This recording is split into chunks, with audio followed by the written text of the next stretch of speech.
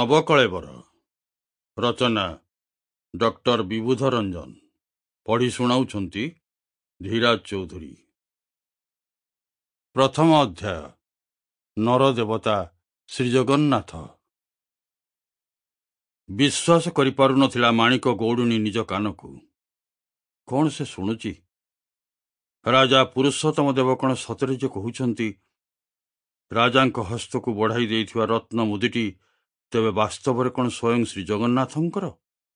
କି ହତଭାଗିନୀ ସେ! ସ୍ୱୟଂ ଜଗନ୍ନାଥ ତା ସମ୍ମୁଖରେ ଉଭା ହେଲେ, ଅଥଚ ସେ ତାଙ୍କୁ ଚିହ୍ନି ପାରିଲା ନାହିଁ। ଜାଣିଥିଲେ ତାଙ୍କ ପାଦର ଧୂଳିତ ଟିକେ ନେଇ ନିଜ ମଥାରେ ବୋଳି ପାରିଥାନ୍ତା। ସବୁ କିଛି ସ୍ୱପ୍ନ ଦେଖିଲା ଭଳି ତାକୁ ଲାଗିଲା। ଏଇ କିଛି ସମୟ ତଳୁ ଘଟିଯାଇଥିବା ସେହି ମଧୁର ସ୍ମୃତିଟିକକୁ ମାଣିକ ତା ମାନସ ପଟରେ ଆହୁରି ଥରେ ଦୋହରାଇବାକୁ ଲାଗିଲା। ସବୁଦିନ ଭଳି ସେଦିନ ମଧ୍ୟ ସେ ତା ଦହି ପସରା ଧରି ଚିଲିକା କୂଳରେ ଚାଲିଥିଲା। ହଠାତ୍ ସେହି ବାଟ ଦେଇ ଯୁଦ୍ଧକୁ ଯାଉଥିବା 2 ଜଣ ଯୋଦ୍ଧା, ଯିଏକି ଧଳା ଘୋଡ଼ା କଳା ଘୋଡ଼ା ଉପରେ ବସିଥିଲେ, ତାକୁ ଶୋଷରେ ଦହି ପିଇବାକୁ ମାଗିଲେ। ମାଣିକ ସେ ଦୁହିଁଙ୍କୁ ଦହି ଦେଲା।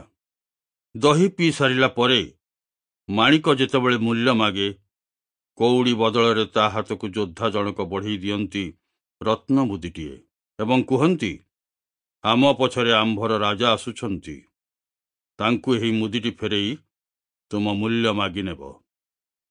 ମାଣିକ ହାତରୁ ରତ୍ନ ମୁଦିଟି ନେଇ ସ୍ୱୟଂ ରାଜା ପୁରୁଷୋତ୍ତମ ଦେବ ହତଚକିତ। ଏ ମୁଦି ତ ଜଗନ୍ନାଥଙ୍କର। ରାଜା ସବୁ ବୁଝିଗଲେ। ସେଦିନ କାଞ୍ଚି ଅଭିମୁଖରେ ବାହାରିଥିଲେ ସ୍ୱୟଂ ଶ୍ରୀ ଜଗନ୍ନାଥ ଓ ବଳଭଦ୍ର।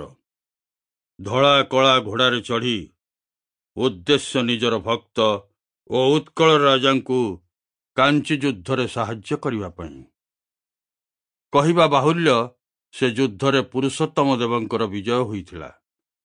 ଯୁଦ୍ଧରୁ ବିଜୟୀ ହୋଇ ଫେରିଲା ପରେ ରାଜା ମାଣିକ ଗୌଡ଼ୁଣୀ ନାମରେ ମାଣିକପାଟଣା ଗ୍ରାମ ବସାଇଥିଲେ, ଯାହା ଆଜି ମଧ୍ୟ ସୁବିଦିତ। କେତେ ଶୀଘ୍ର ଦିନ ବିତେ, ସନ୍ଧ୍ୟା ଆସେ, ଜୟଦେବ ଜାଣିପାରନ୍ତି ନାହିଁ। ଗୀତ ଗୋବିନ୍ଦ ଲେଖିବାରେ ସେ ଯେ ବିଭୋର, ତନ୍ମୟ।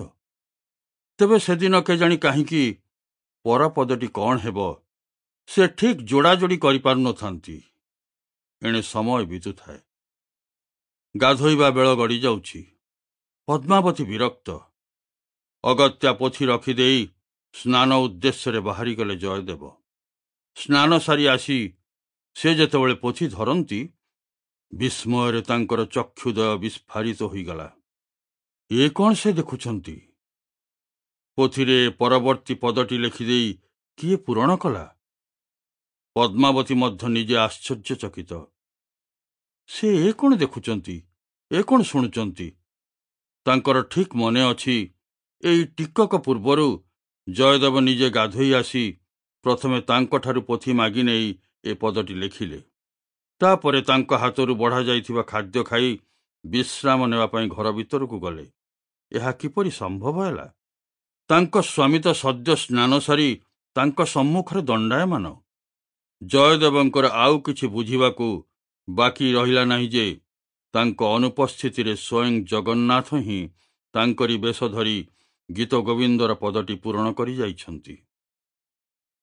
ପ୍ରତିଦିନ ସନ୍ଧ୍ୟାରେ ଜୟଦେବଙ୍କ ସୁଲଳିତ କଣ୍ଠରୁ ଗୀତ ଗୋବିନ୍ଦ ଶୁଣି ରତ୍ନ ସିଂହାସନ ଉପରେ ଶ୍ରୀ ଜଗନ୍ନାଥ ଏଭଳି ବିଭୋର ହୋଇଯାଆନ୍ତି ଯେ ଦେଖାଗଲା ସମୟ ସମୟ ଭୋଗବେଳେ ଚଳୁରେ ସ୍ୱୟଂ ଜଗନ୍ନାଥ ଦେଖାଯାଉନାହାନ୍ତି। କ୍ରୋଧରେ ରାଜା ଜର୍ଜରିତ। ଜୟଦେବଙ୍କୁ ଗୀତ ଗୋବିନ୍ଦ ଗାନ କରିବାକୁ ବାରଣ କରାଗଲା, କିନ୍ତୁ ଜଗନ୍ନାଥଙ୍କର ତ ମନ ଗୀତ ଗୋବିନ୍ଦରେ। ଦିନକର ଘଟଣା। ମାଲୁଣୀ ବୁଢ଼ୀଟିଏ ନିଜ ବାଡ଼ିପଟ ବାଇଗଣ ବଗିଚାରୁ ବାଇଗଣ ତୋଳିବାରେ ବ୍ୟସ୍ତ।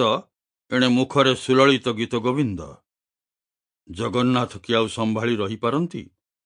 ରତ୍ନ ସିଂହାସନ ଛାଡ଼ି ଯାଇ ହାଜର ବାଇଗଣ ବାଡ଼ିରେ। ଆଗରେ ବୁଢ଼ୀ, ପଛରେ ଜଗନ୍ନାଥ। କେଉଁ ଆଡ଼କୁ ନିଘା ନାହିଁ। ଏଣେ ନିଜ ପାଟ ଧୋତିରେ ବାଇଗଣ କଣ୍ଟା ଫୋଡ଼ି ହୋଇଗଲାଣି। ସେଇଦିନ ସନ୍ଧ୍ୟାରେ Sample complete. Ready to continue?